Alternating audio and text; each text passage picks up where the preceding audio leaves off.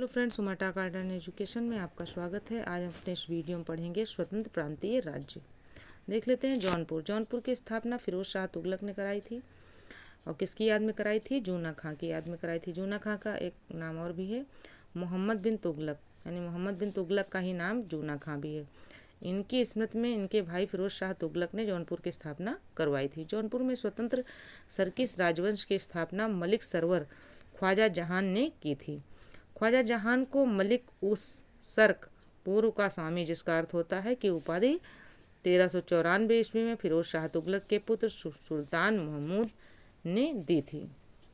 जौनपुर के अन्य प्रमुख शासक कौन कौन से हैं देख लेते हैं। मुबारक शाह 1399 से 1402 ईस्वी, शमसुद्दीन इब्राहिम शाह 1402 से 1436 ईस्वी, महमूद शाह 1436 से 51 ईस्वी एवं अंतिम शासक हुसैन शाह 1458 ईस्वी से 1500 ईस्वी। लगभग 75 वर्ष तक स्वतंत्र रहने के बाद जौनपुर पर बहलोल लोदी ने कब्जा कर लिया। सरकी शासन के अंतर्गत विशेषकर इब्राहिम शाह के समय में जौनपुर में साहित्य एवं स्थापत्य के क्षेत्र में बहुत विकास स्थापत्य कला के क्षेत्र में हुए विकास के कारण जौनपुर को भारत के सिराज के नाम से जाना गया। अटाला देवी की मस्जिद का निर्माण 1408 ईस्वी में सरकी सुल्तान इब्राहिम शाह द्वारा किया गया था। इब्राहिम शाह सरकी था ना, उसके द्वारा किया गया था। अटाला मस्जिद का निर्माण कब किया गया था? 1408 ईस्वी में किया गया था। अटाला देवी मस्जिद का निर्माण कन्नौज के राजा विजय चंद्र द्वारा निर्मित अटाला देवी के मंदिर को तोड़कर किया गया था। जामा मस्जिद का निर्माण 1470 ईस्वी में हुसैन शाह सरकी के द्वारा किया गया था। पीर बोधन नामक सूफी संत इस काल का एक महान संगीतकार था। झंझरी मस्जिद 1430 ईस्वी में इब्राहिम सरकी के द्वारा एक लाल दरवाजा मस्जिद का निर्माण मोहम्मद शाह के द्वारा 1450 ईस्वी में किया गया था। कश्मीर देख लेते हैं। कश्मीर में सुहादेव नामक एक हिंदू ने 1301 ईस्वी में कश्मीर में हिंदू राज्य की स्थापना की थी।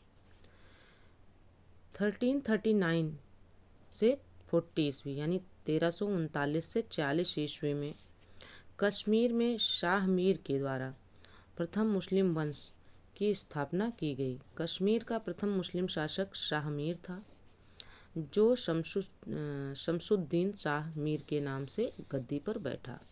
किस नाम से बैठा? शमसुद्दीन शाह मीर नाम से गद्दी पर बैठा।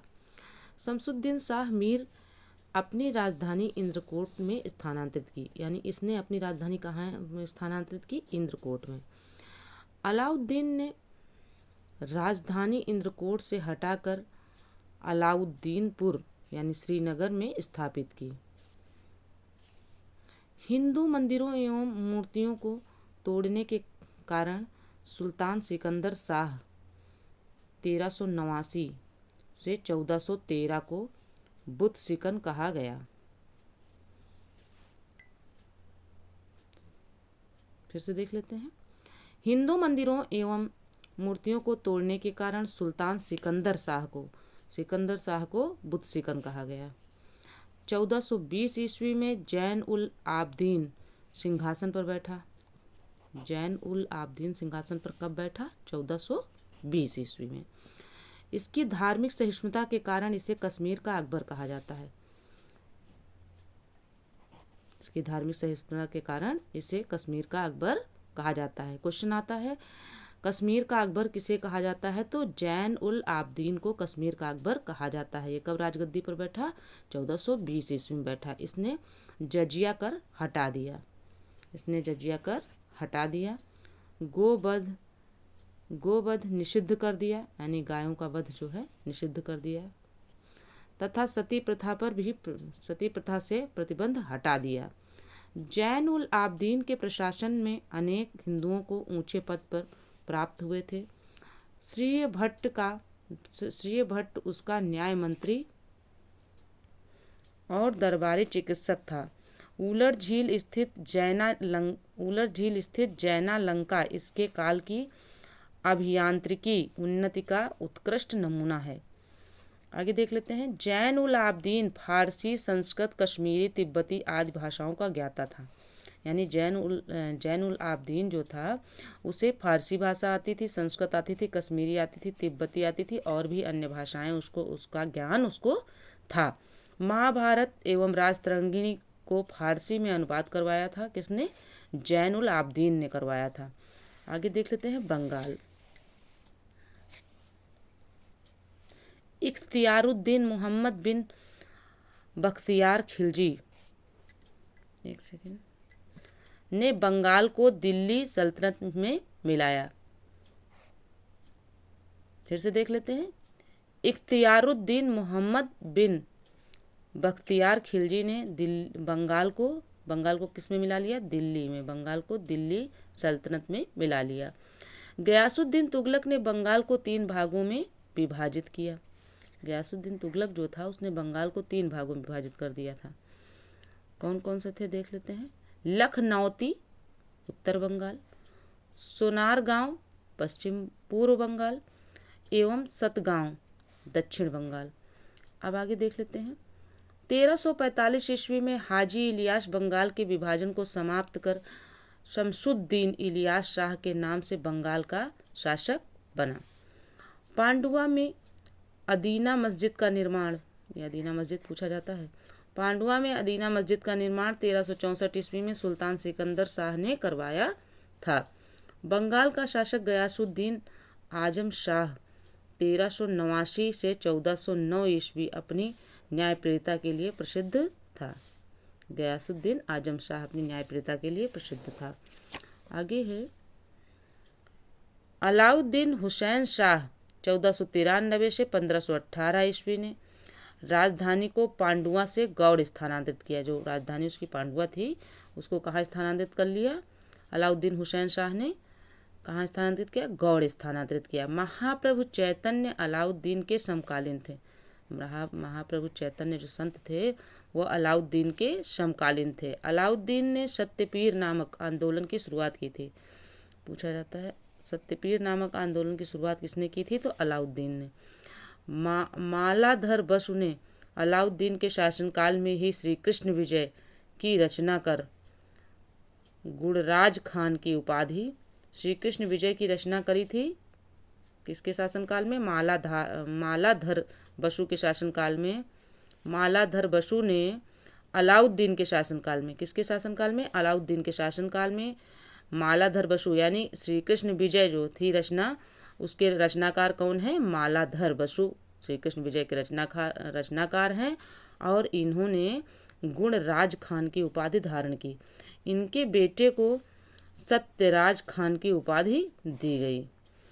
नासिरुद्दीन नुसरत शाह ने गौड़ में बड़ा सोना एवं कदम रसूल मस्जिद का निर्माण कराया। कौन सी मस्जिद का निर्माण कराया? बड़ा सोना और कदम रसूल मस्जिद का निर्माण किसने कराया था?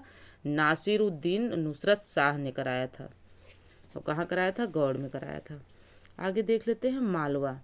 दिलावर खां ने 1401 ईस्वी में मालवा को स्वतंत्र घोषित किया। दिलावर का पुत्र अलप खां हुसंग शाह की उपाधि धारण कर 1405 ईस्वी में मालवा का शासक बना। इसने अपनी राजधानी को धारा से मांडू स्थानांतरित किया। धारा से कहाँ ले गया वो? मांडू स्थानांतरित कर लिया। मालवा में खिलजी वंश की स्थापना महमूद शाह ने की। मालवा में खिलजी वंश की स्थापना किसने की थी? महमूद शाह ने की थी। गुजरात के शासक बहादुर शाह ने महमूद शाह द्वितीय को युद्ध में परास्त कर उसकी हत्या कर दी और मालवा को गुजरात में मिला लिया। आगे देखते हैं। मांडू के किले हिंडोल भवन या दरबार हाल का निर्माण हुसंग शाह ने करवाया था। इस किले में सर्वाधिक महत्वपूर्ण दिल्ली दरवाजा है। इस किले में सबसे महत्वपूर्ण क्या है? दिल्ली दरवाजा। बाज बहादुर एवं रूपमती का महल का निर्माण सुल्तान नासिरुद्दीन शाह द्वारा कराया गया था। बाज बहादुर और रूपमती का महल ये किसने निर्मित कराया था? सुल्तान नासिरुद्दीन शाह ने कराया था। जहाज महल का निर्माण गयासुद्दीन खिलजी ने मांडू में कराया था। जहाज महल कहाँ है? मांडू में है। और किसने निर्माण कराया था? गयासुद्दीन खिलजी ने। कुश्क महल को महमूद खिलजी ने फतेहाबाद नामक स्थान पर बनवाया था। आगे देख लेते हैं गुजरात। गुजरात के शासक राजा कर्ण को पराजित कर अलाउद्दीन ने 1297 ईस्वी में इसे दिल्ली सल्तनत में मिला लिया। 1391 ईस्वी में मोहम्मद शाह तुगलक द्वारा नियुक्त गुजरात का सूबेदार जफर खान ने सुल्तान मुजफ्फर शाह की उपाधि ग्रहण कर 1407 ईस्वी में गुजरात का स्वतंत्र शासक बन बैठा, यानी सुल्तान बना। गुजरात के प्रमुख शासक कौन कौन से थे? अहमद शाह 1411 से 52 ईस्वी तक, महमूद शाह बेंगड़ा 1458 से 1511 ईस्वी तक, और बहादुर शाह 1526 ईस्वी से 1537 ईस्वी तक। अहमद शाह ने अशावल के निकट साबरमती नदी के किनारे अहमदाबाद नगर की स्थापना की, या अहमदाबाद नगर बसाया, और पाटन से राजधानी हटाकर अहमदाबाद को ही अपनी राजधानी बनाया। गुजरात का सबसे प्रसिद्ध शासक महमूद बेंगड़ा था। गुजरात का सबसे प्रसिद्ध शासक कौन था? महमूद बेंगड़ा। महमूद बेंगड़ा ने गिरनार के निकट मुस्तफाबाद नामक नगर और चंपानेर के निकट मुहब्बताबाद नगर की स्थापना की, यानी नगर बसाया। महमूद बेंगड़ा सुल्तान सिकंदर लोदी का समकालीन था। किसका समकालीन था? सिकंदर लोदी का समकालीन था, तथा उसका मित्र था। सिकंदर लोदी का मित्र था और उसके समकालीन था। इसके शासनकाल में पहली बार दिल्ली के शासक सिकंदर लोदी ने गुजरात के शासक बेंगड़ा को उपहार भेजे। बारबोसा ने मजहूद बेंगड़ा को विश्व पुरुष कहा। क्या कहा? विश्व पुरुष। किसने किसको कहा? बारबोसा ने किसको कहा? मजहूद बेंगड़ा को विश्व पुरुष कहा। किसने कहा? बारबोसा ने कहा। बारथोमा ने बेंगड़ा के विषय में लिखा है कि उसकी मूंछ इतनी लंबी थी कि वह उन्हें अपने सिर के पीछे बांधता था। उदयराज बेंगड़ा का दरबारी कवि था, जिसने सुल्तान की प्रशंसा में महमूद चरित नामक पुस्तक लिखी। महमूद चरित किसने लिखी है? उदयराज ने लिखी है। एक ब्राह्मण मलिक गोपी बेंगड़ा का मुख्यमंत्री था। हुमायूं से हार के बाद बहादुर शाह ने दीव को पुर्तगालियों को सौंप दिया। बहादुर शाह संगीत प्रेमी था, या संगीत से प्रेम करता था। उसने संगीत मंझू कलावंत को संरक्षण प्रदान किया। नोटेड पॉइंट में देख लेते हैं क्या है। नोटेड पॉइंट 1611 में सिकंदर बिन मोहम्मद मंजू द्वारा लिखी गई मीरात ए सिकंदरी के लेखक कौन हैं? सिकंदर बिन मोहम्मद मंजू।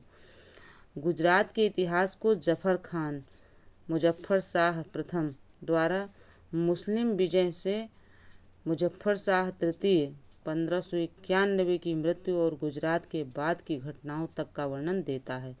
यह पुस्तक गुजरात के सामाजिक एवं सांस्कृतिक जीवन का लेखा जोखा है। आगे देख लेते हैं मेवाड़। अलाउद्दीन खिलजी ने 1303 ईस्वी में मेवाड़ के गुहिलौत राजवंश के रत्न सिंह को पराजित कर मेवाड़ को दिल्ली सल्तनत में मिला लिया। गुहिलौत वंश